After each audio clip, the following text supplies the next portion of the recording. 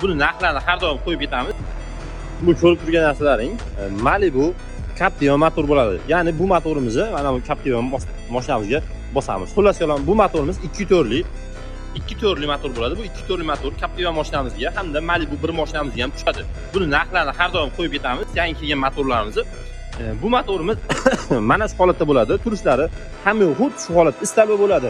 Ko'pincha shkip bo'ladi. Shkip bilan yetishibdi. Karlektor palak hech narsasi bo'lmaydi. Mayda juda datchiklar bo'ladi. Xuddi shu holatda olinadi. Bu o'zimizda yurgan mashina emas, Koreyadan keltirilgan, Koreyada xizmat qilingan, qanaqadir qaytlari yorilgan, qaytlari singan mashina emas. Bu koreyskiy so'yilgan mashina bo'ladi. Hech qancha kilometr yurmagan. Buni ovozlariga hamma narsaga garantiya beriladi. Ya'ni garantiyani biz emas, sotib olingan joyimizdan beriladi. Bu mashinamiz motori $900 bo'ldi. Ya'ni $900 ga olindi. Bu 2 to'rli motori. Undan tashqari 3li, 3.2li, 3.6li motorlari ham bor. Xo'p, 3li motorni greta bir $1000 ga olasiz. 3.2 motorini 1100 dan 1300 gacha olasiz. 3.6li motori bor. U 1300 dan 1600, 1.5 gacha olishingiz mumkin.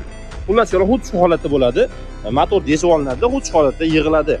Kim shunaqa xizmatlar kerak bo'lsa, bemalol aloqaga chiqishlaringiz mumkin. Video yo'qolib qolmasligiga harakat qilib obuna bo'lib qo'yinglar. Undan tashqari bu video kerak bo'lib qolgan do'stlaringga, ya'ni Captiva Malibu minadigan akalarga jo'natib qo'yish esdan chiqmasa, akamiz ozgina kayfiyatga berilib, ozgina gaz bosib qo'ygan ekan, vali taqilib, moy tugab qolibdi.